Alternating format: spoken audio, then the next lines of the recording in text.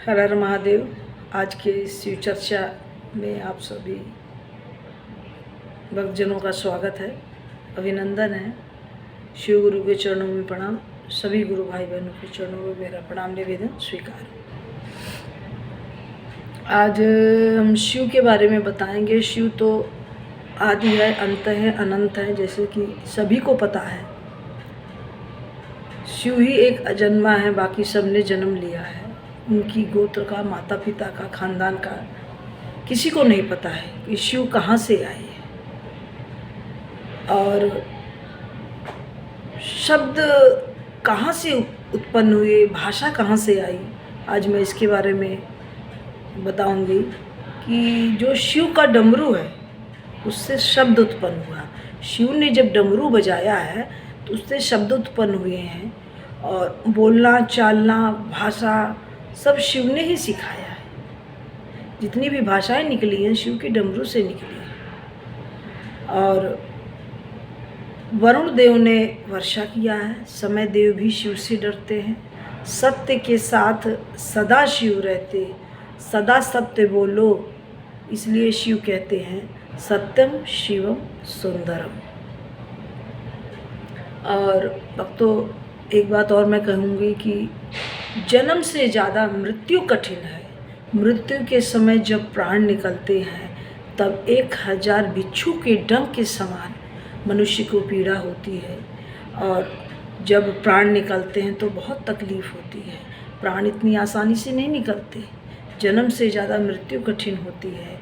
जबकि जब बच्चा जन्म लेता है तो कहते हैं माँ का दूसरा जन्म है, और माँ कितना दूसरा जन्म लेके पैदा होती है। जब बच्चे के जन्म के समय कितनी तकलीफ़ माँ को होती है, कितनी उसकी हड्डियाँ टूटती हैं। तो इसलिए महादेव का भजन सिमरन कर लेना चाहिए, उस परमात्मा का, परमेश्वर का नमः शिवाय करते रहना चाहिए, चलते फिरते, उठते बैठते।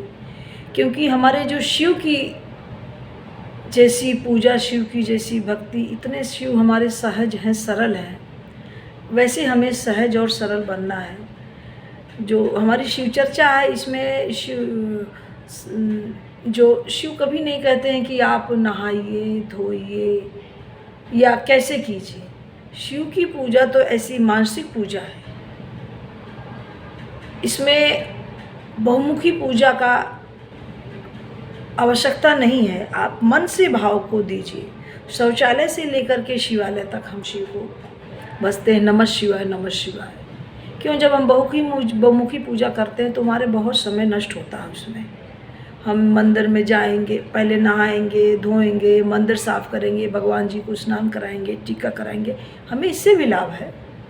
लेकिन अगर हम नित्य निरंतर कहते हैं हर सांस में हो सिमरन तेरा, आपकी बाकी सांसें तो वेस्ट जाएंगी और क्रियाकलाप करने में। कहते हैं रोम रोम में परमात्मा का नाम हो, तो क्या हम ऐसा कर पाते हैं? आप स्वयं चिंतन कीजिए, अपने मन में विचार कीजिए कि क्या हम सब ऐसा जो बोलते हैं तो क्या कर पाते? नहीं कर पाते। ये तभी संभव है जब श्वासों में, चलते फिरते, उठते बैठते, चाहे आप खाना बना रहे हो, चाहे कोई काम कर रहे हो, आप मन से पूजा, जप अजपा, नमः शिवाय, रुद्राक्ष पर कैसे भी कर लीजिए। इतनी सरल पूजा है, इतने सहज हैं हमारे देवों के देव महादेव। वो ज़्यादा चालाक लोगों को नहीं पसंद करते।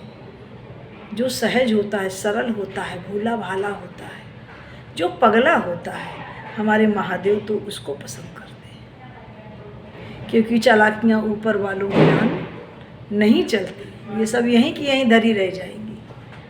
और बताऊंगी, शिव की हमारे 13 संतानें थी, जिसमें से 5 बेटियां थीं और एक पुत्र था, उसका नाम था राजसेन। शिव ने रामचरितमानस में 1 करोड़ श्लोक लिखे हैं। हमारे देवों के देव जितने भी ग्रंथों की रचना हुई, वर्णन हुआ है, शिव पुराण, भगवद गीता, भगवती पुराण, जितने भी हमारे 18 पुराण हैं, सब की रचना हमारे देवेश्वर महेश्वर शिव ने की है। उसके बाद ऋषि मुनियों और संतों को आदेश दिया है कि आप इसको लिखिए, आप इसका वर्णन कीजिए। सर्वे सर्वा, इस हमारे सब चीज़ों के ज्ञाता और कण कण में महादेव हैं, कंकर कंकर में है महादेव। उनके बिना तो पत्ता नहीं हिलता, चाहे राक्षस हों, चाहे देवी हों, चाहे देवता हों, कैसे भी हों, हम सब शिव की संतानें हैं। शिव को ही सजा देने का अधिकार है, शिव को ही आशीर्वाद देने का हक है। हम आपको कोई हक नहीं है। लोग आत्महत्याएं कर लेते हैं, पर नहीं करना चाहिए, क्यों? सजा देने का वही हकदार है, वही महाकाल है। तो जब मैंने कहा कि शिव ने रामचरितमानस में 1 करोड़ श्लोक लिखे थे, तो देवता तो लोभी थे, वो गए अपने कल्याण के लिए मांग के ले आ गए। महादेव ने कह दिया तथास्तु। राक्षसों को पता चला तो राक्षस भी गए मांग के ले आए। महादेव ने कह दिया तथास्तु, वो दानी तो थे ही, दे दिया। अब मनुष्यों को भी पता चला तो मनुष्य गए, मनुष्य और लोभी, उसने कहा वो सारे श्लोक ले लेता हूँ, महादेव जितने बचे मुझे सब दे दीजिए। तो महादेव ने तो दे दिया सब, बस कहा 2 अक्षर रखूँगा, रा और माँ। महादेव ने 2 अक्षर रखे, राम और माँ। उन्होंने कहा ये मेरे हृदय में बसते हैं, रा और माँ अर्थात राम। इसलिए जब 2 जन मिलते हैं तो क्या होती है? राम राम। हम अभिवादन करते हैं राम राम। पहले यही होता था ना, भैया जयराम जी की राम राम। अब क्या करते हैं? गुड मॉर्निंग, हाय, हेलो। हाय का मतलब क्या? हाय हाय, हम दुख तो कर रहे हैं, हाय हाय, इसलिए तो रो रहे हैं, हम हाय हाय बोलते हैं। ये सब अंग्रेज़ों की दी हुई देने हैं। तो हमें हाय हेलो से निकल करके हमें हाय हेलो नहीं करना चाहिए और हमें परमात्मा का नाम लेना चाहिए। राम राम, नमः शिवाय, हर हर महादेव, ऐसे सब बोलना चाहिए। यही अपने बच्चों को भी शिक्षा देनी चाहिए। जब हम खुद ही नहीं परिवर्तन लाएंगे तो हम दूसरों को क्या शिक्षा देंगे? इसलिए जब हम परमात्मा से निवेदन करते हैं, प्रार्थना, आज मैं प्रार्थना का मतलब आपको बताऊंगी। प्रा प्लस अर्थना। प्रा मीन्स विशेष, अर्थना मीन्स निवेदन, मतलब विशेष निवेदन, विशिष्ट निवेदन, खास निवेदन जब हम परमात्मा से करते हैं, जब हमारे अंतरात्मा में भाव जुड़ता है तो भाव हमारी जिह्वा पर आने से पहले ही परमात्मा उसे स्वीकार कर लेते हैं। हमारा भाव पहले ही चला जाता है, हमें बोलने की, चिल्लाने की और सर झुकाने की ज़रूरत नहीं है। मन की पूजा सर्वश्रेष्ठ पूजा है, तीव्र गति है मानसिक पूजा की। और हमें महादेव से याचना नहीं करनी चाहिए। हम लोग याचना करते हैं सांसारिक पदार्थों के लिए, अपने भोग पदार्थों के लिए, जैसे घर, व्यापार, गाड़ी, बंगला, नौकरी, बच्चे आदि। पर जो अच्छा होता है हमारा परमेश्वर, हमारा परमात्मा, हमारा महादेव, हमें वो हमारे लिए देता है। लेकिन हम उससे तुच्छ चीज़ें मांग करके हम खुद छोटे बन जाते हैं। अरे उसकी झोली तो अथाह है, दया का सागर है, वो तो बहुत देता है, दानी है। हम कल्पना भी नहीं कर सकते कि महादेव हमें इतना देता है। महादेव ने तो हमें बहुत भंडार देने के लिए सोच रखा है, लेकिन हम क्या करते हैं? हमसे रहा नहीं जाता, हमारे सब्र नहीं है, संतोष नहीं है, तो हम क्या करते हैं? तुच्छ चीज़ें मांग करके हम छोटी सी चीज़ें मांग लेते हैं। हम खुद ही अपने पाँव पर कुल्हाड़ी मार लेते हैं। तो परमात्मा के घर में कहते हैं देर है अंधेर नहीं। परमात्मा जो हमारे लिए अच्छा होता है वो करता है, वो मांगता है। इसलिए हमें परमात्मा की हर बात पे खुश रहना चाहिए। कहते हैं राजी है हम उस रजा में जिसमें तेरी रज़ा है।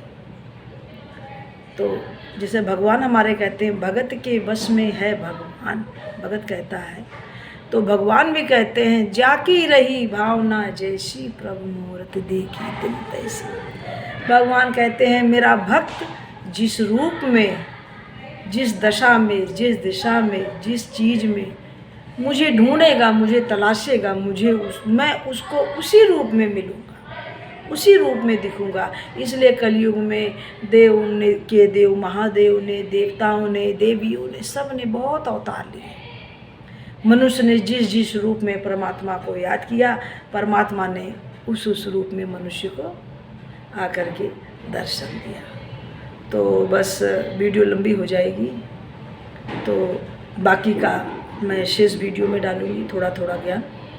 और मैं भी बहुत बड़ी ज्ञानी नहीं हूँ, आप सबसे सपोर्ट की कामना करती हूँ। अगर अच्छा लगे तो वीडियो लाइक सब्सक्राइब करें, अगर नहीं अच्छा लगे तो ना करें भाई, इसमें कोई ज़बरदस्ती नहीं है। ये तो प्रेम है, हम तो प्रेम के भूखे हैं, बस आपका प्यार पाना चाहते हैं।